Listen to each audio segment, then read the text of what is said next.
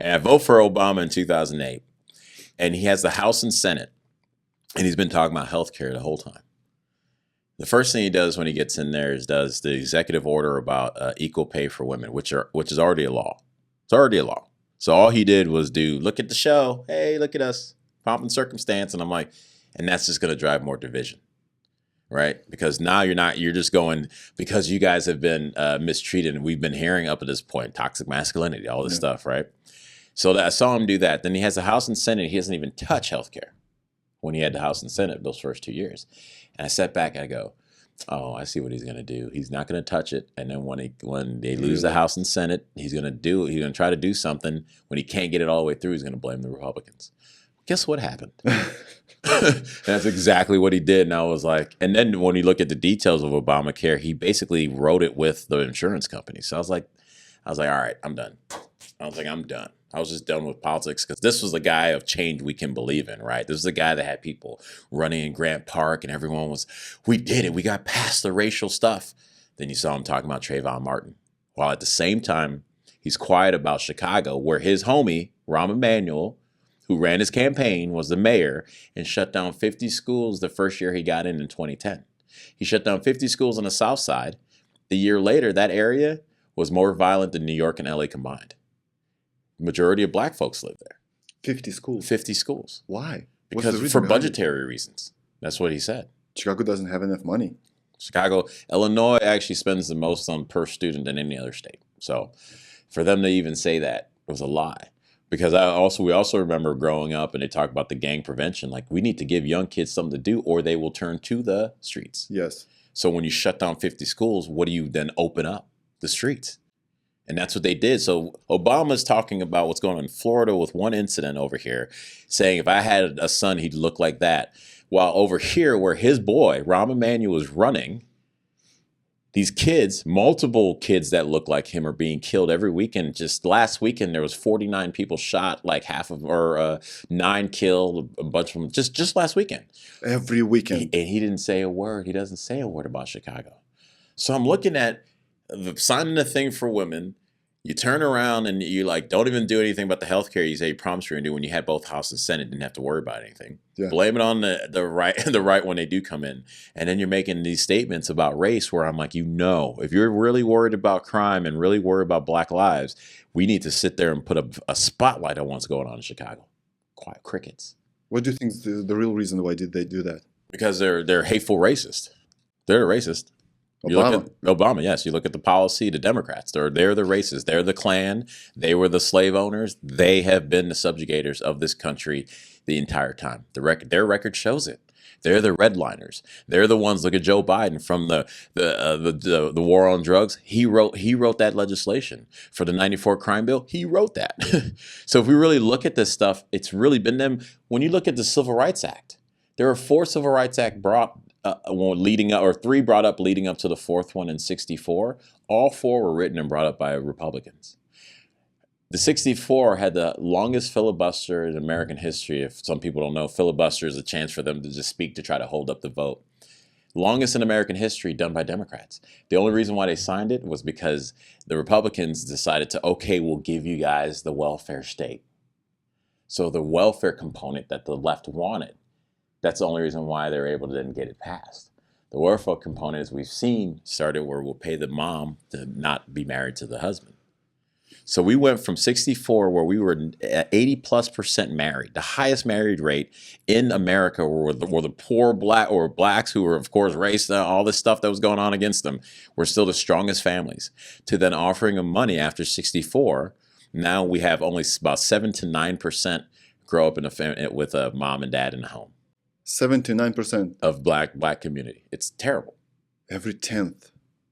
It's like, what does it say? It's like 1 out of 4 black women are married. That's 25% that are married.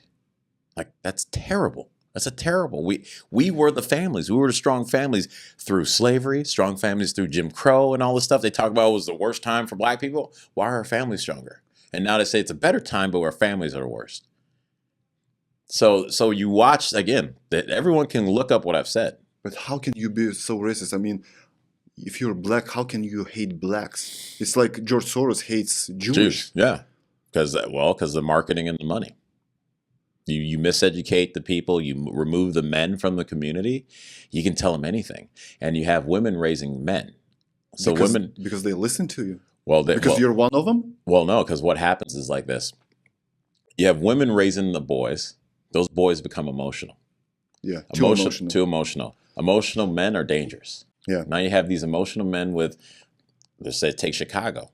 Emotional men or young boys being raised by women, they become too emotional. Now they're in an area where they can't even go to school. Then it passed different laws where you can't reprimand or correct these kids in school. So when they're having behavioral problems, you have to sit back and not touch them. These laws were passed by only one side. There's only one side that doesn't want to touch a black kid because of the historical. Blah, blah, blah, blah, blah, blah. Leave them alone. Don't suspend them. You can't even grab the kid if they're in a fight beating the crap out of another kid. But that's racism. If you can touch a black one, but you can touch a white one, or Asian, or a Mexican, that's racism. Exactly. That's true racism. Exactly. But they cover, and then they pass these degenerate laws consistently by using black and brown as cover. Like they just passed a law a couple years ago, SB 2223 that I was running against, where up to 23 days after the death, or you could kill a baby up to 23 days after it's born, and there will be no questions. Say that once again. I'll say it like this: a baby can die. Let's just say that a baby can die up to 2 weeks or 3 weeks, 23 days after it's born, and there can be no questions asked. And if you want to investigate, you have to put a $10,000 bond to go investigate. In the bill, it also says you can't use the coroner's report as part of your investigation. So I'm like, and you know why they say that? Well, because disproportionately black and brown women have been brought on crimes because of accidental deaths with their children. But you can now kill, even like something can happen indiscriminately to this kid and we can't even look into it. No questions asked. No questions asked. Or put $10,000 bond up if you want to go see. So they're not only a death cult, but they are the racist. This is what they are. Their laws show it. So again, anyone wants to go look this up, man, they can look it up for themselves. That's yeah, I know. That's mind-bending. They just passed a law, SB 1555, that schools don't have to tell parents if the kid wants to transition or whatever. They don't have to tell the parents. They just passed that. They're just gonna feed them the pills? Well, whatever. I don't know if they'll feel. Oh, yes, they can. Why? Because they passed the bill back in 2022, which unless that kids over 12, the parents don't get to know about their medical records unless the kid gives consent. 12-year-old. 12-year-old and up. So that's where we are now. So your kid, when he hits a certain age at 12, you guys have to let him sign his paperwork so you can see what the doctor talked to him about. He doesn't give a shit about his medical record. He wants to play ball. That's it. Exactly. Well, you better hope that he doesn't care too much, because how they've done it is they set it up where, and this is everything they push is anti-biblical. So they have the kids ruling over, because this is one of the curses that the Lord put down on the nation of Israel when they're being disobedient, is that your kids will subjugate you. Mm-hmm. And we're seeing it right now. So 2008, you vote for Obama. Mm-hmm. 2012, you don't vote for Obama. Mm-mm. I didn't vote for anybody. I was like, nah, I'm done with this. They're all liars. Right? And Who was 2012 from Republican Party? It was Mitt Romney. Oh, Mitt Romney. And he's uniparty, so it was a shill. I'm sitting there.